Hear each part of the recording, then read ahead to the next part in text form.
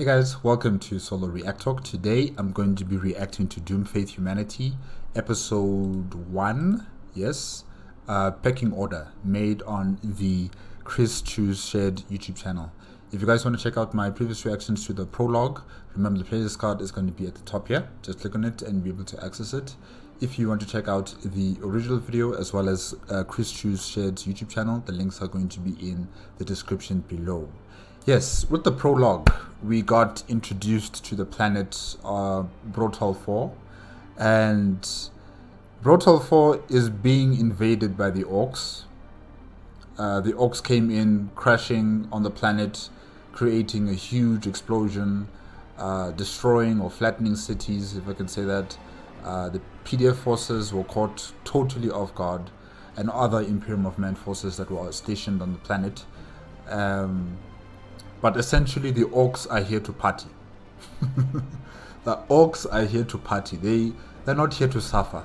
They're not here to focus on political games and conquest and all that stuff. No. They're here to party. They are here to enjoy all the leisures that Brotal 4 can offer. And that is humans or humies.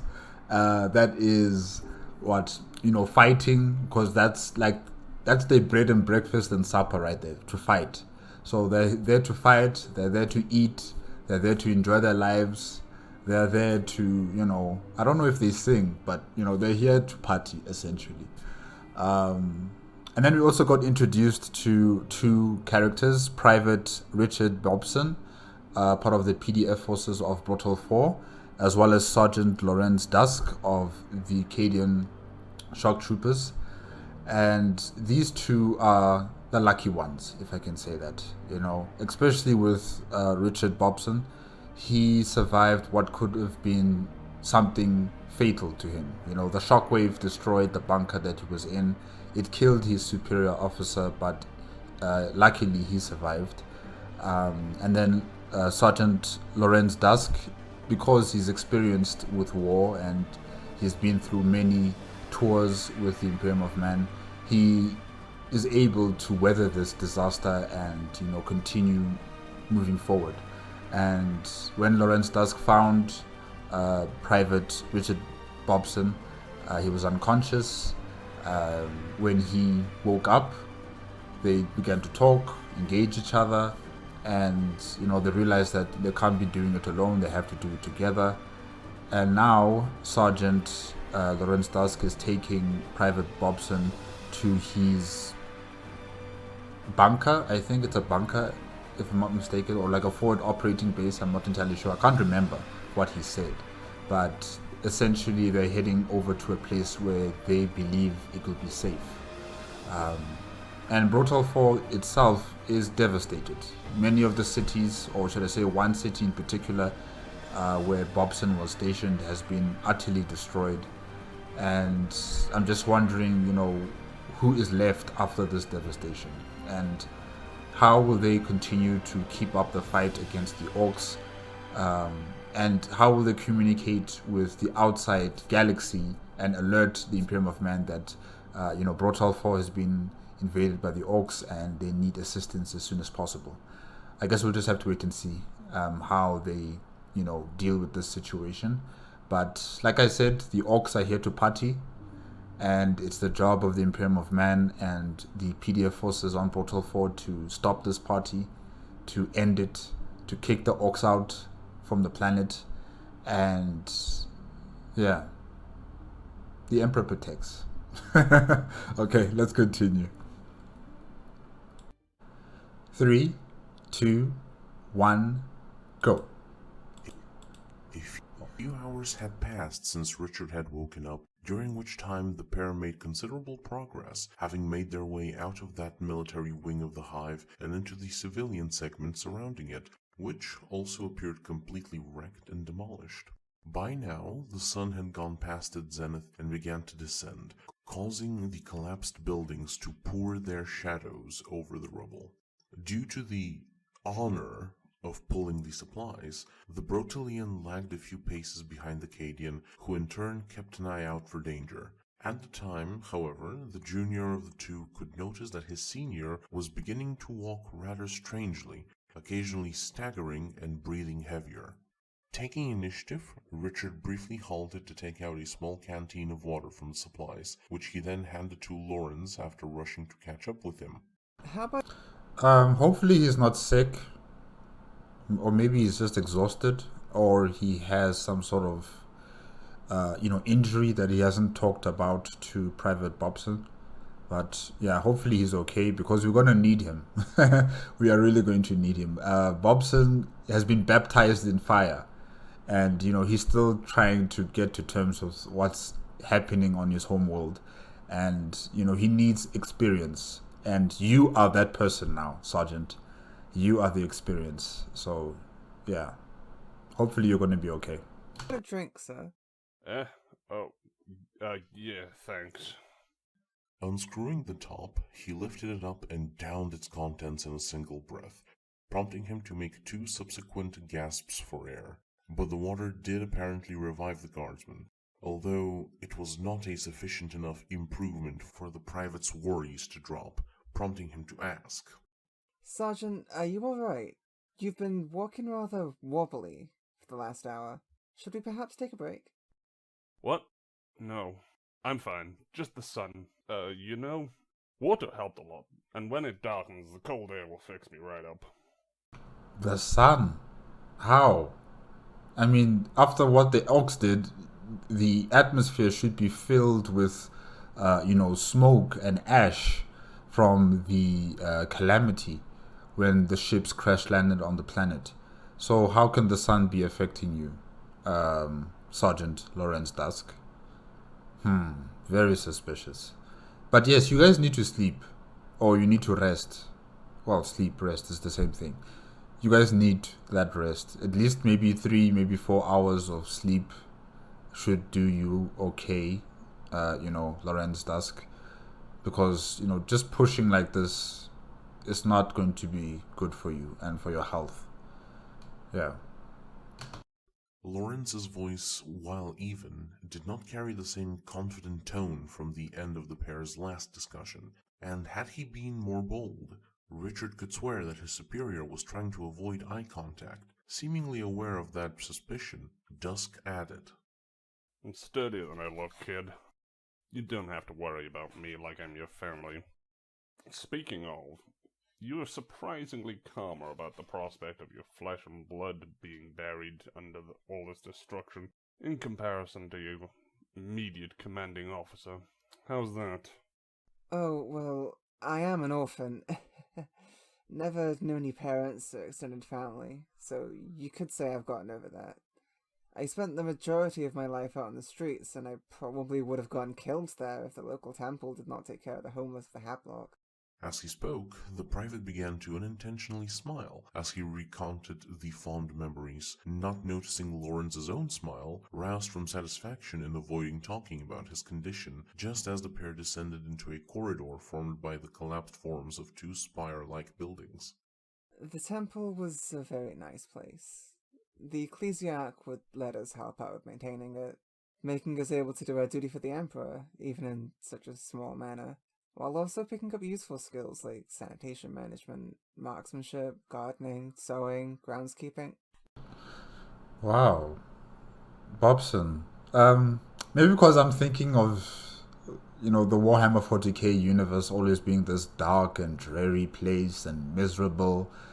But it seems that your life was not as dark and as miserable and as painful as I would expect, from humans who live in the Imperium of Man.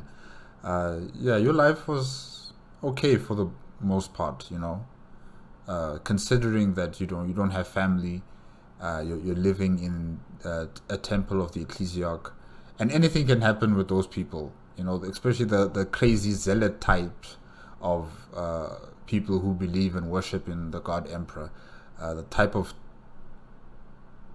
torture they could dispense on those who have done wrong or those who do not worship the emperor of mankind. So your life was quite good. I think it was better than most people. Or maybe because Brotal 4 is not really a hive city, or is it? Is it a hive city? I'm not sure. Because then you should be like down there in the doldrums of the city, dark in those forgotten places where criminal activity is always high, where people are dying 24/7. There's some gang wars, and there's some abominations and all other facets of nightmares happening in the underground, parts of a hive city.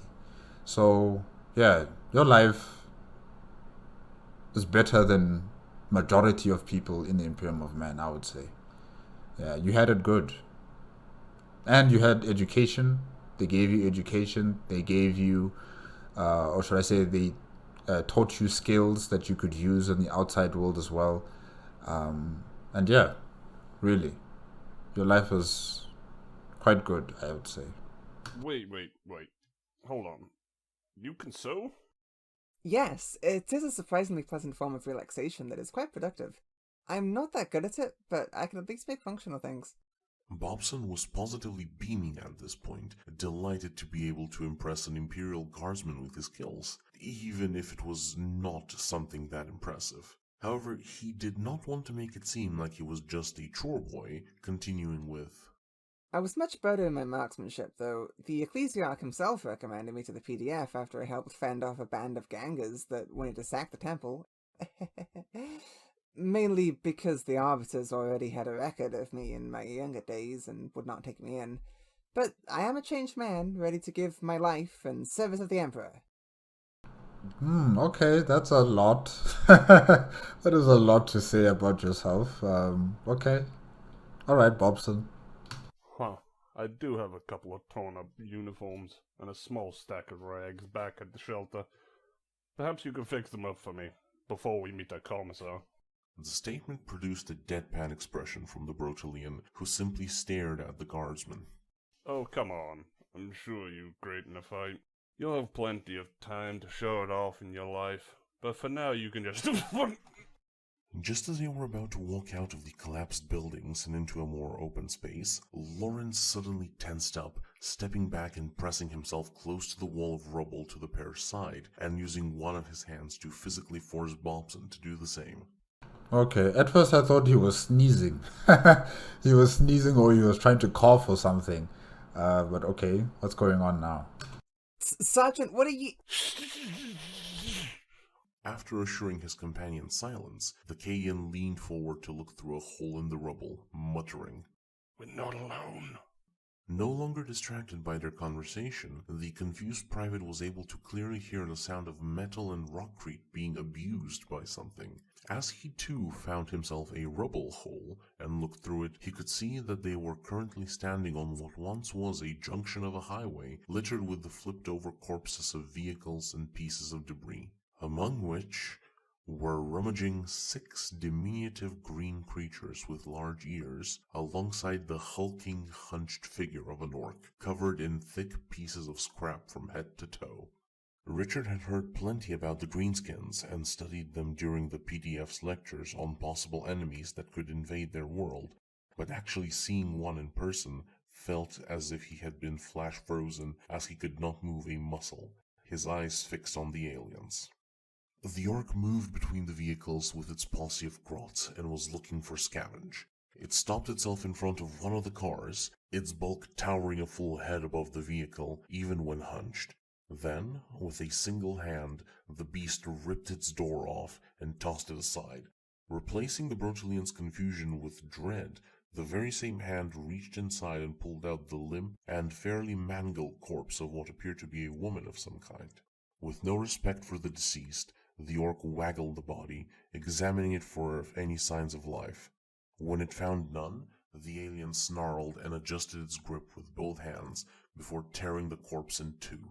It began chewing on the upper half, while the lower it dropped on the ground, allowing its grots to swarm it like hungry vermin. And what if she was alive? What were they going to do? Oh no, I don't want to know. I don't want to know. Yeah, the orcs are here to party. They tore off the fabric and quickly began devouring the flesh. In an instant, the ice that had crawled in Richard's veins was banished by the zeal of righteous fire swelling from his heart. Damn it! Lawrence cursed in a whisper. The bastards will see us out in the open, and our safe house will be compromised. Let's just kill them. The private said as he picked up one of the lasguns from the stretcher. No. Private Bobson, no. You don't... It's just 2 of you versus 6 grots and the orc. You're outnumbered. And don't take the grots lightly. That will be your biggest mistake. Taking those things lightly will be your biggest mistake. You can't take on that orc. With the element of surprise on las guns instead of simple auto guns, we can take them. The uncharacteristically cold remark for Bobson made Dusk slowly turn to look at him in bewildered surprise. His expression indicated that his junior had just blurted out something that individuals whose intellect was of ill repute would normally say. He gave him the side eye. Side eye! The Cadian rubbed his eyes under his visor and sighed before saying, Kid, you know that the Cantrell pattern can leave fist-sized holes in a person, right? Of course I do! We received training with las weaponry while we were being scouted for the specialist troops of the PDF. Why are you shouting? Shh. Okay, now, completely ignoring the orcs' greater durability than humans, take a look at your fist, then gander up at that tub of lard on the highway, and repeat what you just said. Puzzled, the Brotelian did so, observing his own clenched fist, and then directing his gaze and ire at the armored greenskin.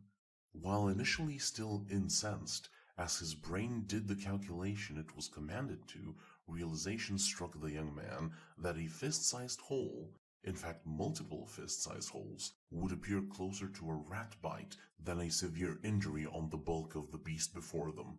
The beast, which had casually ripped off a car door and a human body in 2, and was covered in layers of scrap metal. Let's just kill... Oh. Yeah, we'd need a full 6-man squad gunning at it, if we want to kill the likes of that Xenos with just flashlights, before he reaches us at this distance. Lawrence commented as he picked up his magnoculars and repositioned to a less covered section of the wall. Now, simmer down until I can think of something that doesn't waste our resources or our bodily integrity. Leaving his companion to stew in contemplation for a bit, the Cadian began surveying the area, trying to find some way of disposing of the greenskins, even if only temporarily. That would prove to be something that was a straining effort to him, as the view from the magnoculars was becoming somewhat blurry. He wiped the lens and his helmet's visor in frustration a couple of times, before finally realizing that their clarity was not the cause of the blur when he felt his eyes slightly close as he looked. You are tired, Dusk. You are very tired. You need to sleep. Failure due to such a simple thing as exhaustion was a thought that sickened him. Richard could observe how the man exposed his gritted teeth in a wrathful grimace. He would maintain that visage for several more moments until he was finally able to identify something of value. Over there. A faint confidence wormed its way into his tone as he called the private over and handed him the magnoculars before pointing over the edge of the highway. Do you see those hab blocks? About 500 meters, I think, rising with the spire. There on the left wall is our solution. After saying so, Lawrence went to pick up the lasgun that was taken off of the stretcher. Bobson followed the instruction and stopped his sights on the wreck of an industrial crane, which hung off the side of the building and over a large drop to the lower hive level. What are we going to do with that, sir? The cable holding that thing's head is rather damaged, at the base grafted onto the arm. If we land a shot right on the cable, or at the very least the damaged mechanism, that'll send the whole head crashing down, and, hopefully, make a lot of noise. Greenskins love noise. Makes them think there's a fight they can simple-mindedly run off to. That should have grabbed their attention nice and good. At least enough to make them go investigate the crash. Dusk explained as he moved up to Richard's position over the rubble. He pulled up the rifle to aim, trying to judge the shot, only to get more frustrated when the world began melting away into a smudge every few moments. Shaking his head, the Cadian turned to the Brotelian. How good of a shot are you? You want to give it a go? Initially excited, the young man was about to enthusiastically accept when he remembered his ill-reasoned suggestion earlier. The smile on his face faltered as he shook his head. I doubt I'm anywhere as near as good as the guardsman. I think it would be best for you to make the shot, sir. A single sigh of You see what talking leads to? Just tell enough information and leave everything else out of it, you know. You'll tell that in time, not everything piling all at once. Now, Dusk is going to depend on your skills as a marksman to do the job. Good luck.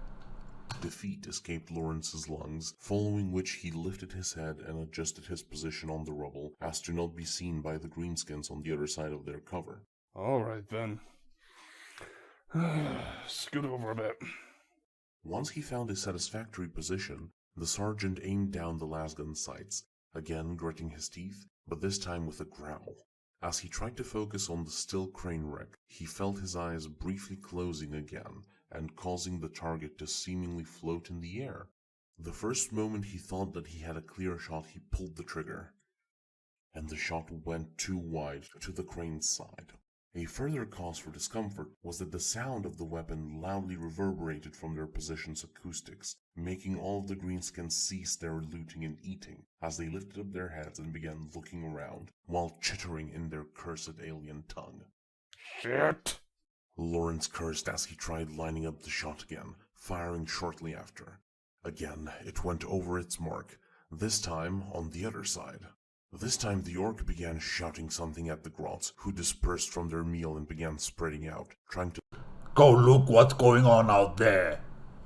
locate the source of the noise. Sir, I don't know what you're doing, but this is bad. The Xenos are onto us and dispersing for a search. You know, I don't even think you guys, should try and distract the orcs. They're eating, their food down there. So they don't know where you guys are. You guys, you could have just sneaked, away from them or something. You didn't have to try and distract them.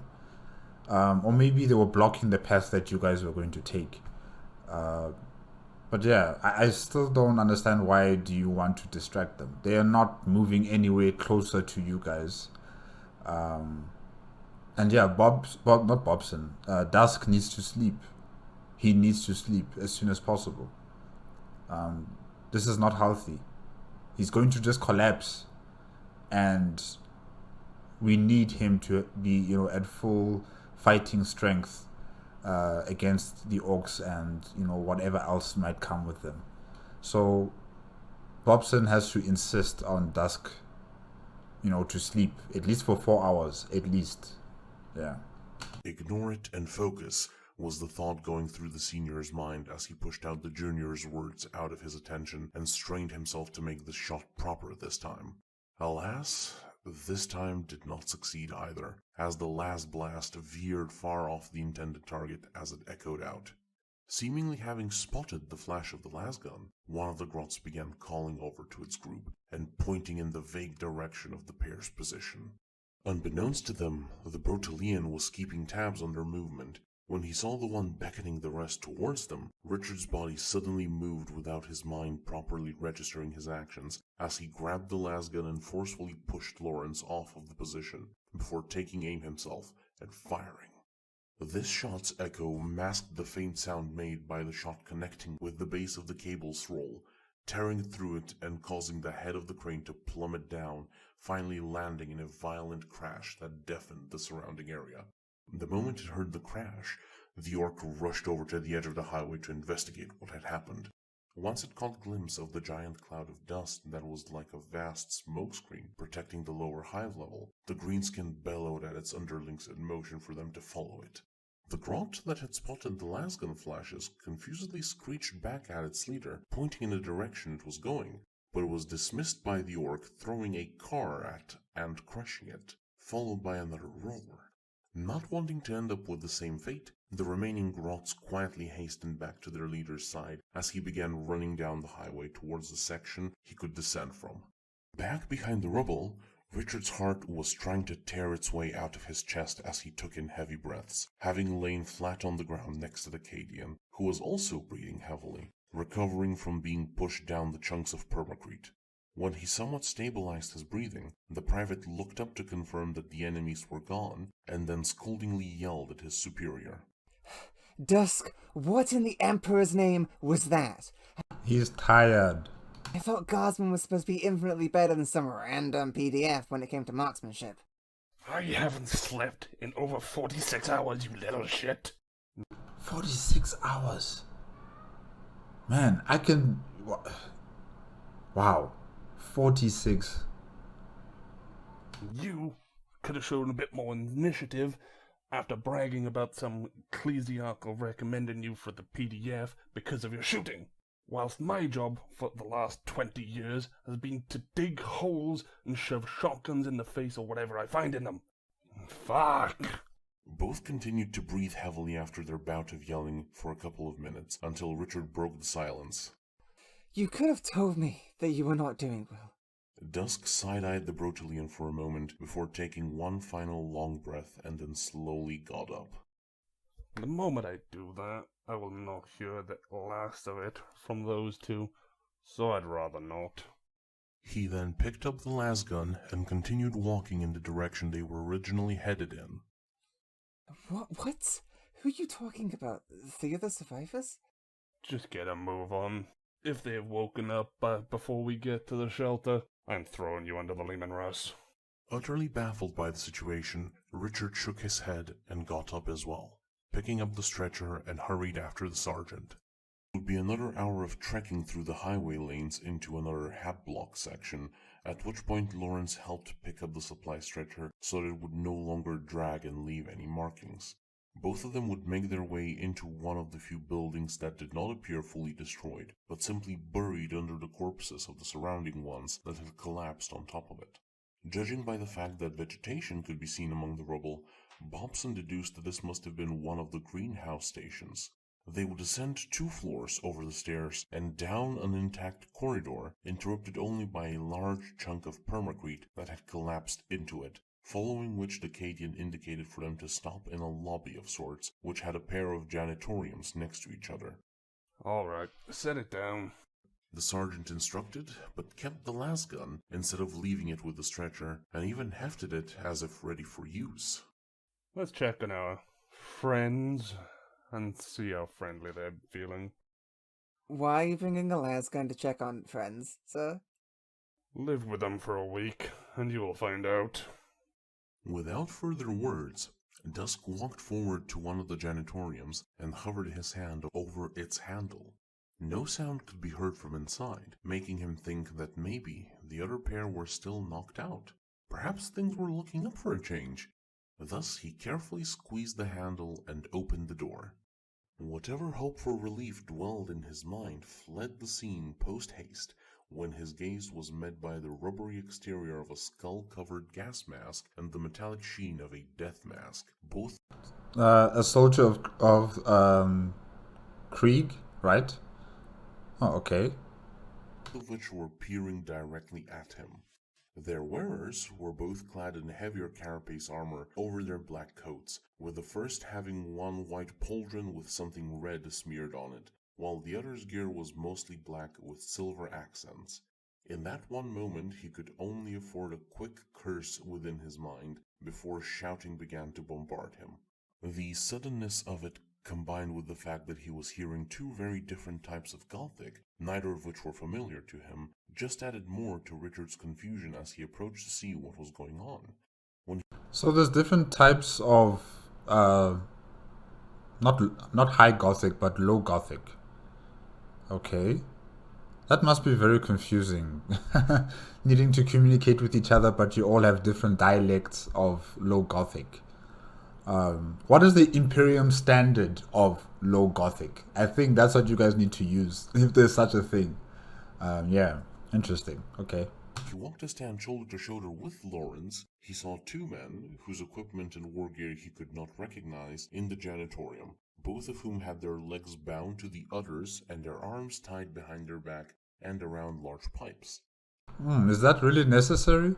This detail prompted him to side-eye the Cadian with a faintly concerned look and ask, Do you, have a thing for tying people up or something? An annoyed look followed by another slap to the back of the head is what the remark earned the Brotelian before his senior yelled back at the other pair. Shut up! When silence returned, he cleared his throat and continued in a calmer, but notably annoyed tone. It's been 3 days since the Space Hulks fell. It's orcs. The planet is a wreck. No command structure or pocket of resistance has been established. We have no support in orbit. You were the only living ones I could dig out. All your equipment and the rest of our supplies are in the janitorium next to this one.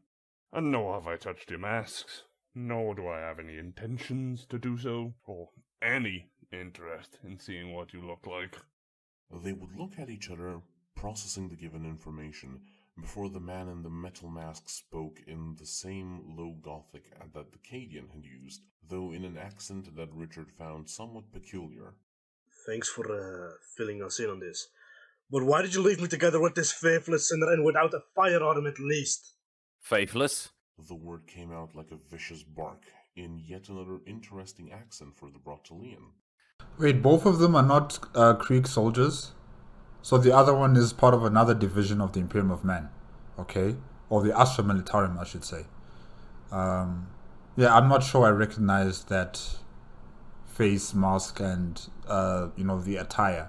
I don't think I've actually seen that division or organization in the Astra Militarum. I know the Krieg soldiers, and I know the Cadians, I know many others, but I don't think I've seen that one. Yeah. The faith of KRissCHu is beyond reproach. We're just able to also back it up with impeccable dedication and service, unlike the rest of you. Waste of material. You're not even good enough to volunteer for minefield clearing duty. Just as it had ended, Wow. You sure do talk a lot, Krieg soldier. I thought you guys are like silent people. Well, you talk when it's necessary, absolutely necessary. But otherwise, you guys are just quiet and you just do the job. And whether you die, or if you survive, you fight another day to die.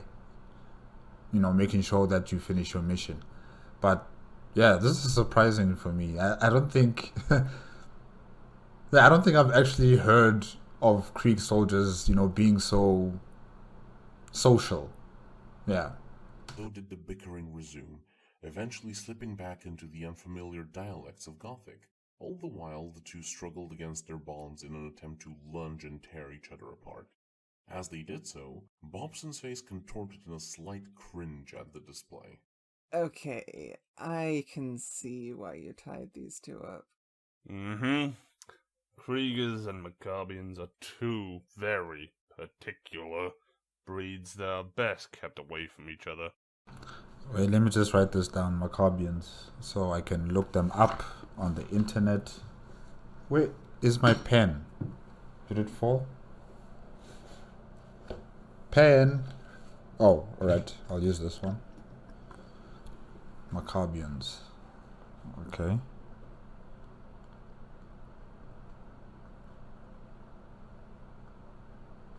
Alright. And among others.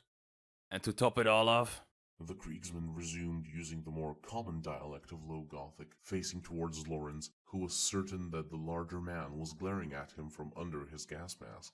you have the audacity to dig me out and deny me the absolution alongside my brothers. I should chop your head off with my rusty shovel. It'll go again with this nonsense.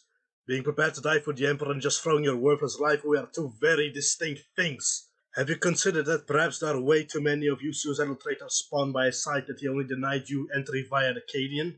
The Maccabian then looked at dusk with fire in his eyes, seen through the looking holes of his iron mask. Do not take this as praise. Instead, wasting your time with digging him out of you should have secured the bodies of my company out of the rubble, so I could give them proper burials and ease their souls to the golden throne. Just abandoning them like this is akin to desecration! There's no time for burying your dead right now. You can't be doing that when there's orcs all around. What's wrong with you?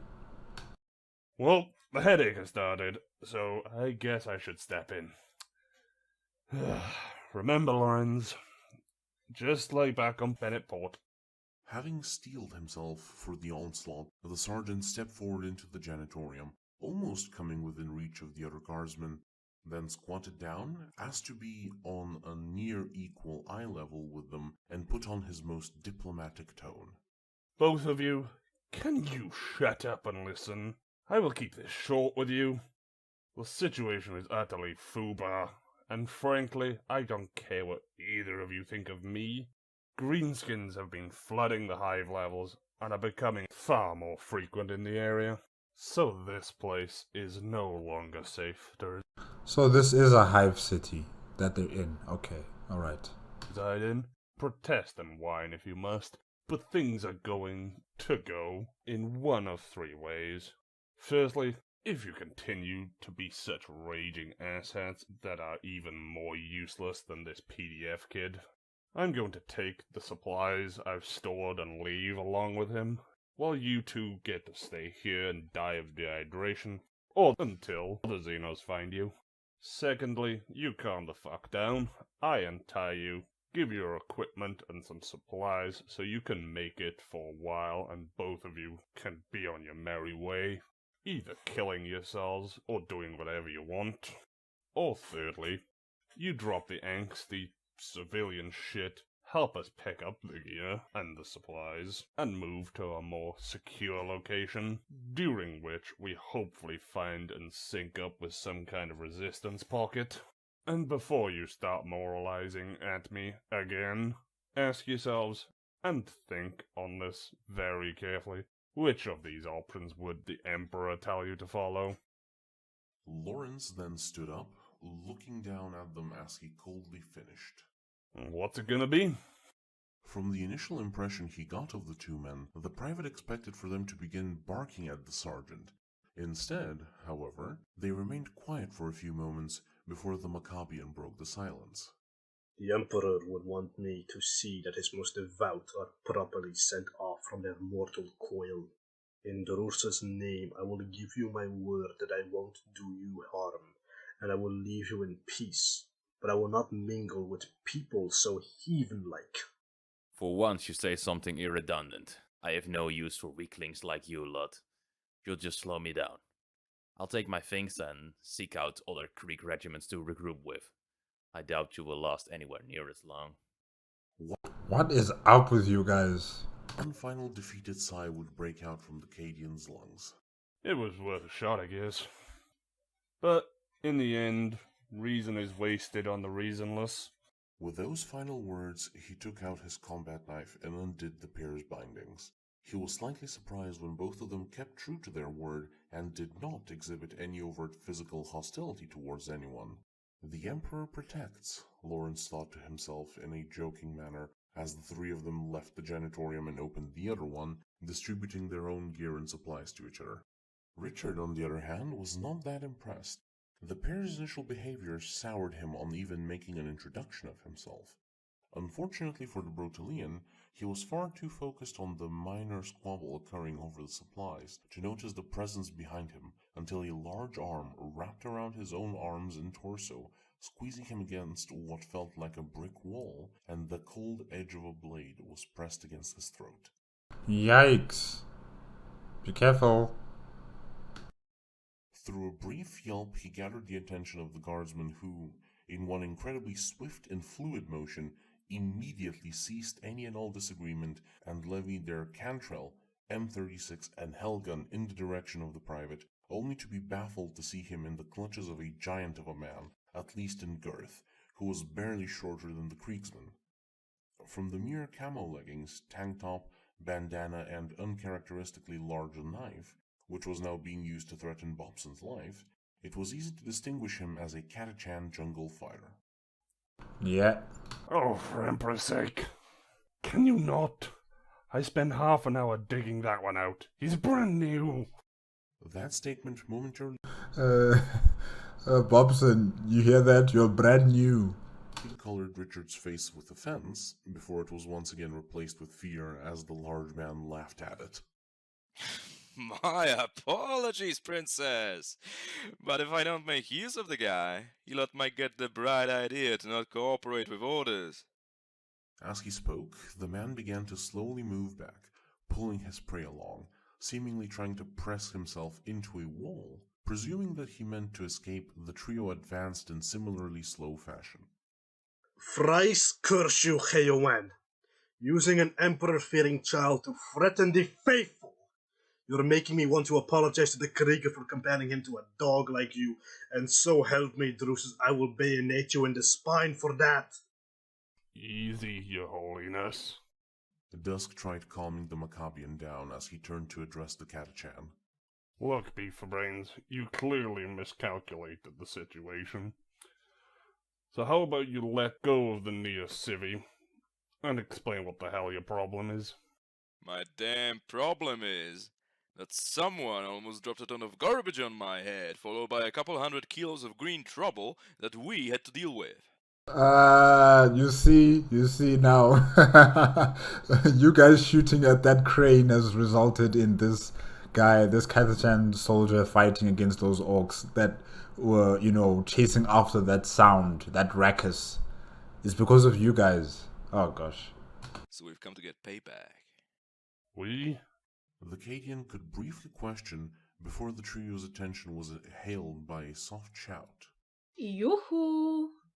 At the bottom of the corridor leading into the lobby, behind the large chunk of permacrete, they could spot a smirking woman that looked extremely similar to the Catachan, both in stature and gear. She had hefted a long lass onto the slab and had her scope on them now that they had advanced into her field of fire. Behind her, raised up like a banner, was a large pike which had the head of the orc that Lawrence and Richard encountered earlier in the day impaled on it.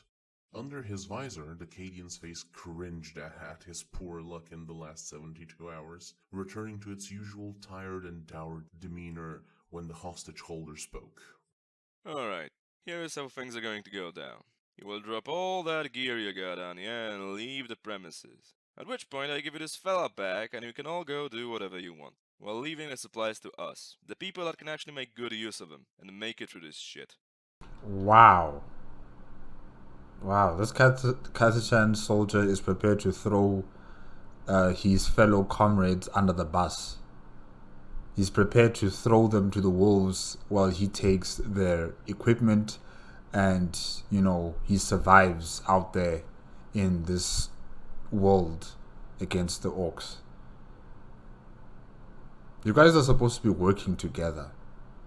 Yes, you're part of different organizations within the Astra Militarum, but you guys should be working together against this foe. I'm actually quite surprised that a Catachan soldier would think this way. I mean, they come from a world that would... the world is designed to kill you, essentially. And you can't just work alone. You have to work in groups. You have to work with people who are prepared to fight in such a situation.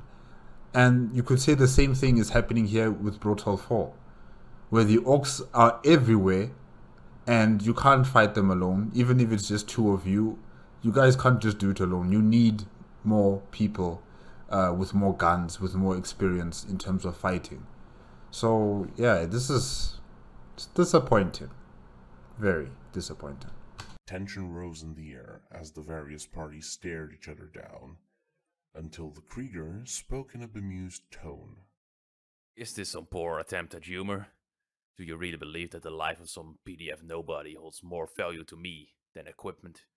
The only reason I haven't vaporized you both is because I'm still contemplating if your lives are even worth the Hellgun charge. That's so, eh? Tell me that, man. You got any thrones on ya? Wanna wager it all that I can avoid your shot, and by the time you make the second one, I sink my knife through your throat and into your skull? Well, he is wearing black, so it is fitting. Ha! Yay! The sniper sighed in casual resignation as she was preparing to put down the Krieger before he actually made good on his words. Just as her finger was about to caress the trigger of her longlass, she could hear footsteps echoing in the corridor, prompting her to immediately turn around in preparation to take down whatever was coming. Who's there? She barked, but received no verbal response. It would instead come in visual form, prompting the large woman's eyes to widen slightly, before standing up and then to the side, allowing whatever was coming free pass through the corridor. By now, the Krieger and the Catachan were just about ready to tear into each other. However, just as sparks may have ignited the situation, a loud bang silenced the room, followed by an even louder boom occurring on the ceiling of it, which in turn collapsed, prompting everyone to jump back from the debris. This also resulted in the hostage holder to let go of Richard as he pushed the private away from himself to get room to maneuver. With the dust settling, everyone ceased what they were doing and then gave their attention back to the corridor. There now stood two sharply dressed figures, with the sniper following close behind them. The taller of the two was a man that appeared only slightly larger and older than Lawrence himself, wearing a surprisingly sparkling blue dress uniform and cap, which hid his eyes under itself, carrying a rugged brown sack, with a triplex pattern lasgun strapped over his shoulder. Despite his average build, he radiated a menacing aura, enhanced by his firm and unflinching posture.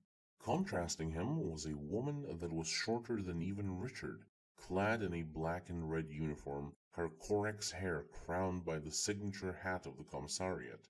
Currently, everyone was looking at the steaming barrel of a Goodwin Das bolt pistol clasped in her gloved hand and pointed upwards, with a few of them glancing at the deactivated power saber with an engraved Aquila stretching its wings from its tip to its hilt, pointed down at the ground.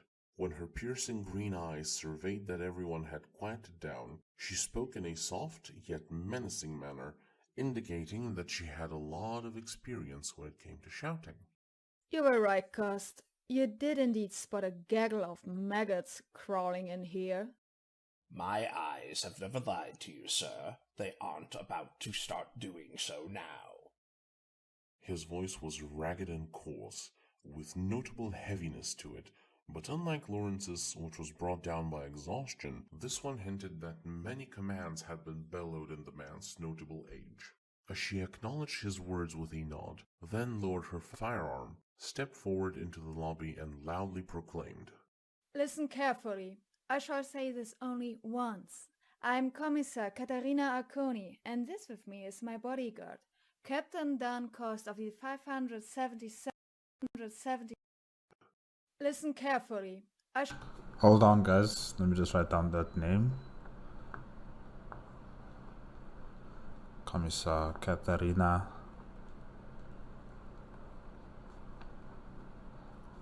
Arconi. I shall say this only once. I am Commissar Katharina Arconi, and this with me. Capitan Dan Cost. Okay. Is my bodyguard, Captain Dan Cost of the 577th Mordian Iron Guard Armored Regiment. As of this moment, I am hereby taking command of the squad, so everyone, at attention! Wow, alright. Assuming direct control of the situation. Asserting your dominance, your position in the Astra Militarum. You are a commissar. So, let us see if, the Krieg soldier, the Carthaginian and the Maccabian soldier will adhere to it. I know probably Lawrence Dusk will, and also Bobson, they will heed to her commands, but everyone else I'm not sure. Yeah. As soon as the command was given, the sniper woman stepped forward and stood at attention, firmly looking forward and not uttering a word, while Richard, fairly rustled by the entire situation, hurried up to his feet, sparing a couple of pats to dust himself off, and also stood at attention. Meanwhile, everyone else just gawked at the commissar, not quite sure how to process the situation, which lasted until the Catachan burst out laughing, then casually stomped over to Katerina and mockingly talked down to her. With all due respect, sir, can't you read the room? I passed my literacy course with flying colors. You, on the other hand, seem like being booted into piles of grug shit was the only flying you've done in that field. Oh my gosh.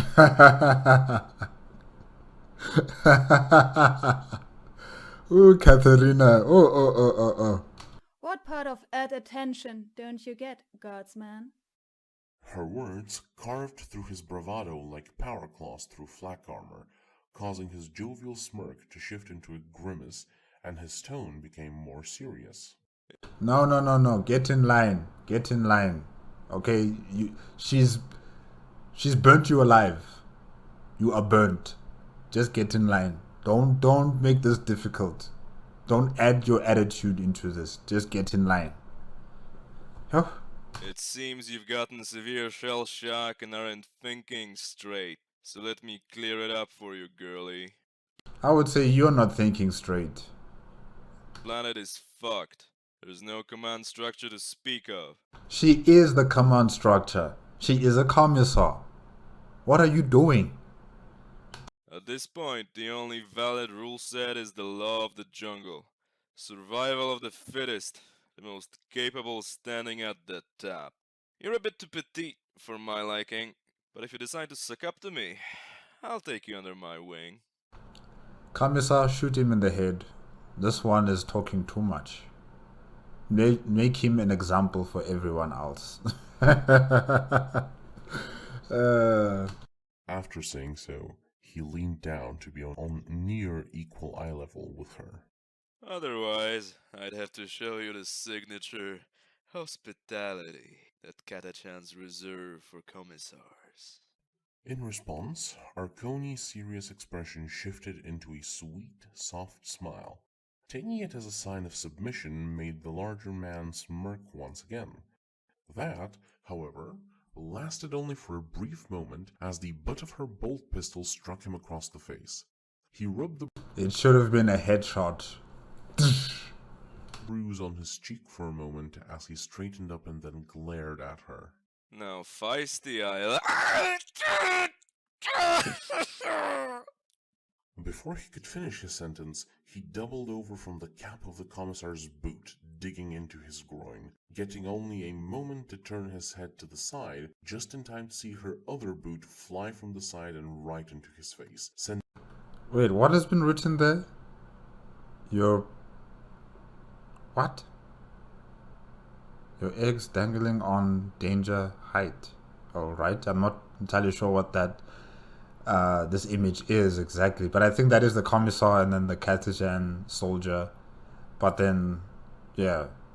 Okay, I'm confused here. KRissCHU said, maybe you can explain to me what exactly is happening in this image and what is being said in the image there, because I can't really read the handwriting. Yeah, okay. Hitting him flat on his back. Astonished by the display, Lawrence simply uttered, Well, I'm sold. and stood at attention. The Krieger and the Maccabians seemed to agree as they wordlessly followed his example. Good. Spitting out a mouthful of blood, the Catachan's torso was forced up by the weight of the now familiar footwear stomping down on his groin, but he stopped himself from fully sitting up as he felt the prick of the saber press itself into his throat. Above him, Katerina loomed like a grim bloody reaper, pressing down with both her foot and her sword, until the upstart was fully lying down flat and breathing slowly. With a tone that chilled the blood, the commissar spoke at him, but also to everyone present. Now that you have assumed a position fit for listening, let's get some facts straight. People follow orders. Since you prefer to be disobedient and mouth about the jungle, you are hereby demoted to monkey, Next time I hear you professing any law other than that laid down by the Emperor, I will personally relieve you of your ghiblis, shove them down your throat, and put a bolt round through your head. Ooh, Have I made myself clear? crystal. Right. She made herself crystal clear. He wanted to lift his head and curse at her, but with an extra bit of pressure on her saber, she made him stay down and say through gritted teeth, Crystal clear, sir. Good boy. Now, stand at attention, maggot! she yelled, lifting up her pin on him and kicking him in the side for good measure. With that matter settled, Katerina holstered her bolt pistol and stepped in between all of the guardsmen. Now, I want all of you to remove any headgear you have, so I can clearly see your face, and tell me your names, rank, and regiment of origin. First Lieutenant Gorgota Stilix of the 99th Armageddon or Counter Commando Regiment, sir. Okay, hold on. First Lieutenant.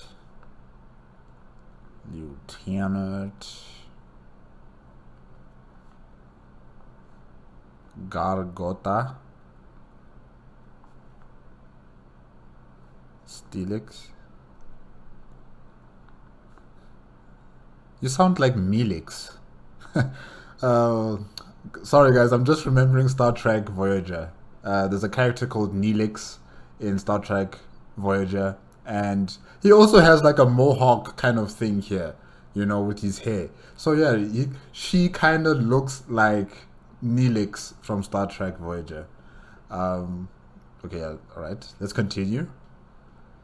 The larger woman shouted out as she saluted the commissar. Next was the Cadian, who took off his helmet with a heavy breath and used the hand holding it to salute. Sergeant Lorenz Dusk of the 931st Cadian Shock Troops Engineering Regiment. Mimicking him in a hurry, the Brotelian almost ripped the helmet off of his head, then shot his hand up to his forehead. Private Richard Bobson of the 224th Bottle Garrison Battalion, sir. Having gotten up and still clutching his sides, the Katachan went next, speaking in a muffled tone due to his swelling face. Second Lieutenant Gus Waldknife of the Katachan 401st Jungle Fighter Commando Regiment, the Skyfangs. Wow, okay. There's a first lieutenant and there's a second lieutenant. Shouldn't this first lieutenant be, above you? Second Lieutenant Gus Wildknife? Yeah, I mean, Garagota Stilix is above you. She ranks higher than you, doesn't she? So shouldn't she be in command of you? Why would she allow... Oh, but then you guys are both like that. Yeah, you both prepared to, steal from others and go it alone while you leave everyone else, to fend for themselves. So yeah, okay, no, I get it. You guys are partners in crime. Second Lieutenant.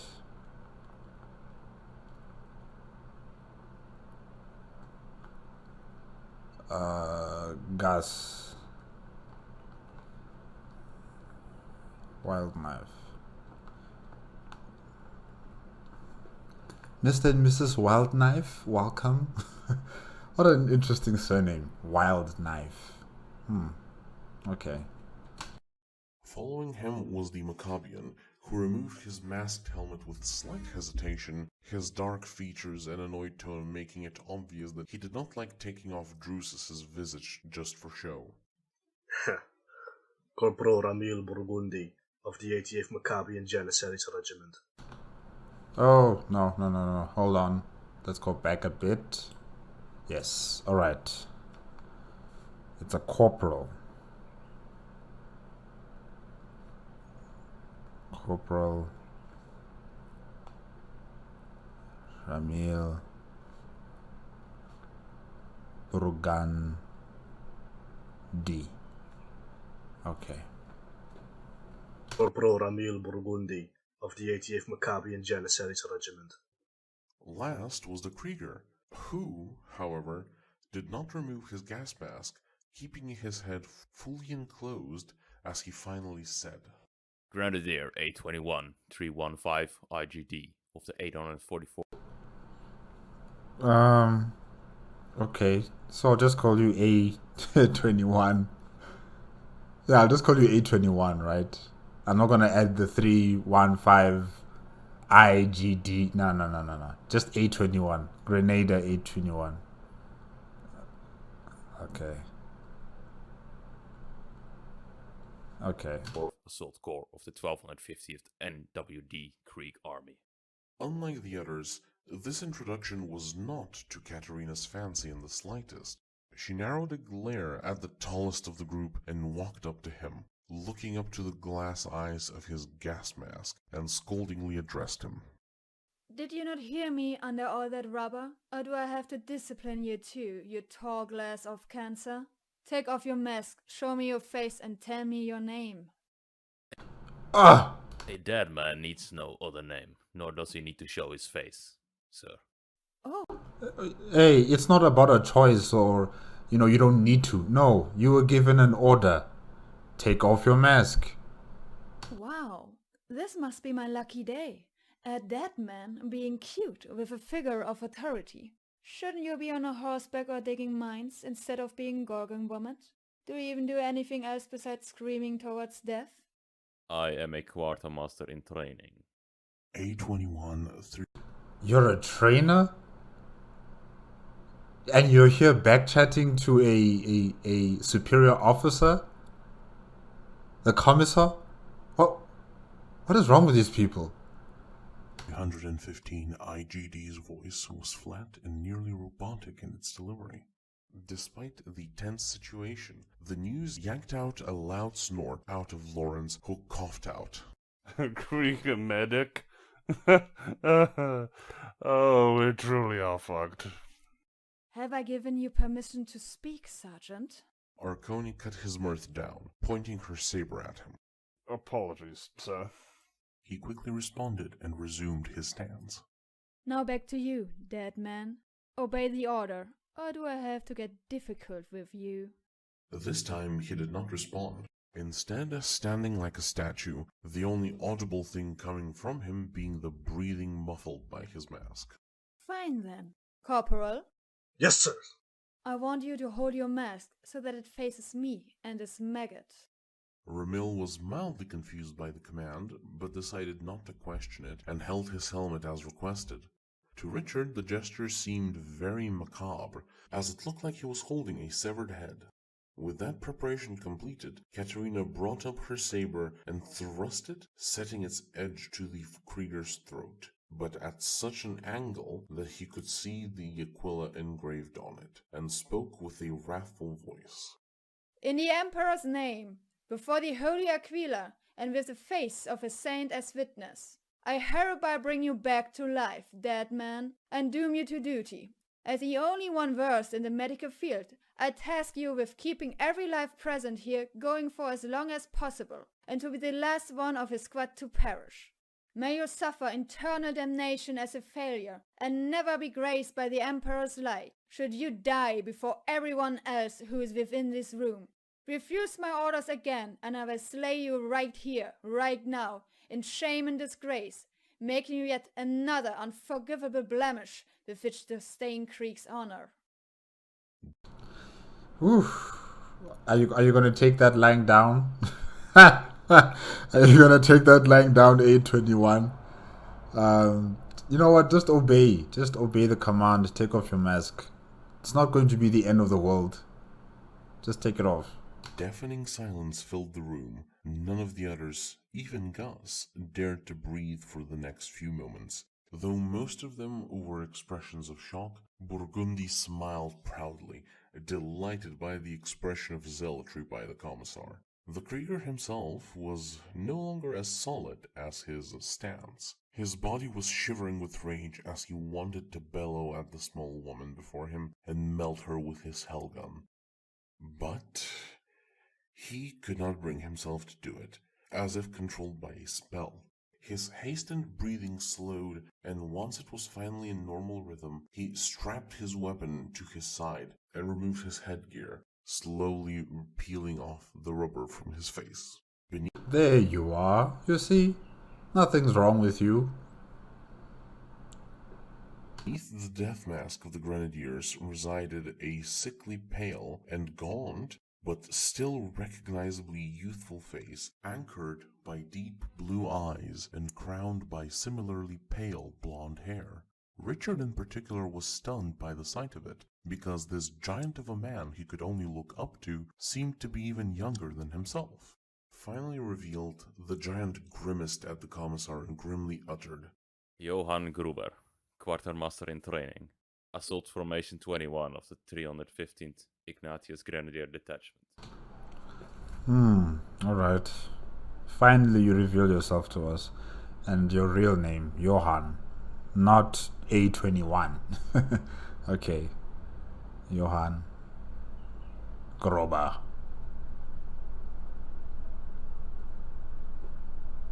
Alright. This time, Katerina smiled and sheathed her blade. See, it wasn't that hard, kiddo. It's poor form for someone who is almost a commissioned officer at 21 to not follow orders. Excuse me, what? Bobson blurted out, stunned to learn that not only was the largest person of the group younger than him by nearly half a decade, but was also that high up the ranks. So A21 means age? Okay, alright. Alright, let me write that down here. Well, yeah. Bobson. These guys are genetically made. They're clones, right? The Greek soldiers, they're clones. So probably they already downloaded all the information that is required to be a soldier in his mind. And yeah, they just popped him out of the clone vats and he's ready to fight. And yeah, at the age of 21, fully grown, capable, off to battle. Yeah. What the hell are they feeding you on his Krieg place? Wouldn't you like to know, worthless weakling? Johann growled at the private before turning to the commissar and asking, Permission to put my mask back on, sir. Permission granted. Satisfied with her results thus far, Katarina strolled through the newly formed squad and instructed. Day is almost up, so we will be retiring for tonight. As a celebration for the inception of this formation, we will make it 8 hours of sleep. Hourly shifts for everyone. Ready to keep track, sir. Good. She knows what she's doing. I've been, really getting worried with Dusk and his health because he needs to sleep. Him out of everyone else here, he needs to sleep. So the commissar sees this as a very important thing to do. You guys gotta sleep, gotta prepare yourselves for the next day, and you need all that sleep that you can get. Yeah. The Mordian chimed in as he took out a pocket watch out of his uniform's jacket and began setting up timers. Excellent, Cust. You will take the first shift then. No objections came from the captain as he simply saluted in affirmation. I will take the second after him. Then we'll go in the following order. The Armageddon, the Maccabian, the Proterian, the Krieger, the... As she was listing everyone's designated time, Arconia was pointing at the respective person until she reached Acadian and paused. Squinting her eyes at him, she approached and studied his face, much to Lawrence's confusion and mild concern. Sergeant, 24 to 72. Realizing what she meant, he calmly responded. Close to 60 at this point, sir. I see. All right then. She turned around to Wildknife. Monkey, you're taking a double shift after the Krieger. Before his protest could be voiced, she returned her attention to Dusk. Permission to pass out immediately granted. Thank you, sir. Filled with joy, Lawrence saluted her, then set his helmet, lasgun, and baggage on the ground, lied down, and immediately fell asleep, to Richard's dismay. The rest of you find yourself a comfortable spot or not. I don't care. Just go to sleep and be ready for your shift. With this final command, she walked over to Kost, who passed her the sack from his back, which she then set down in one of the lobby's corners as a makeshift pillow, while the Mordian sat down next to her, lasgun in hand. As the others looked for where to sleep themselves, Gus growled at Gargota. Treasonous bitch. We agreed to help each other. Why didn't you just shoot them? In response, I would like to see her try shoot the commissar.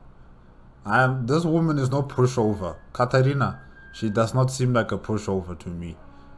And her bodyguard, Captain Dan Kost, also does not seem like a pushover.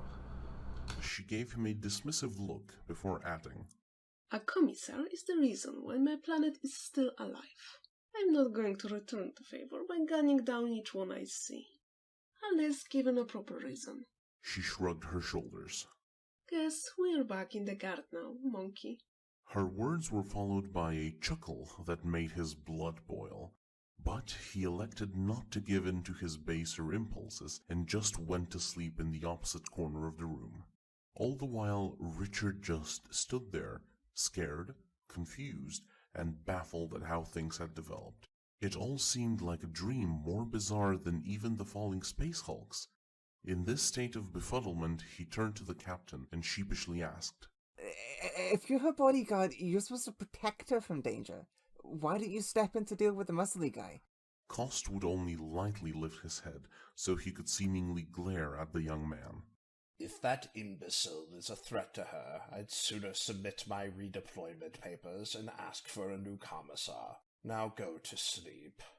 Utterly stunned, it would take the private some time to fall asleep as he curled up on the floor in the center of the room and tried to calm his mind for the morning.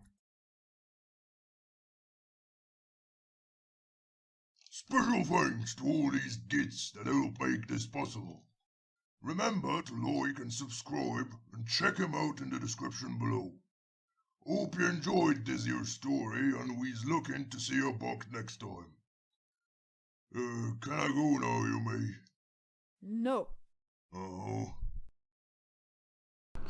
Okay, guys, that is it with Doomfaith Humanity Episode 1, Pecking Order.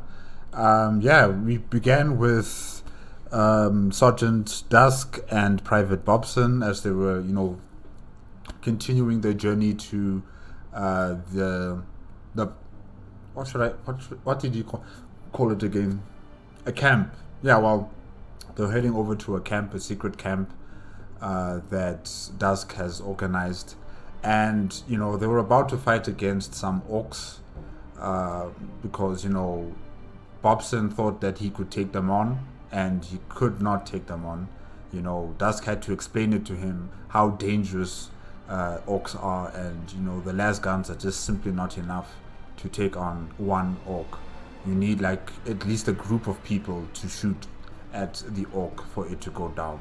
So they almost got into trouble there if it wasn't for Dusk. And now when they arrived at the campsite, we found out that there are two other people there who are tied up. The Maccabian Corporal Ramal Burgandi, as well as the Krieger Johann Gruder. I was a bit surprised with Gruder, how talkative he is. And he's very combative, very, very combative. He takes anything as if it's an insult, and he already snaps at you. So yeah, that was quite interesting to see from a Krieger.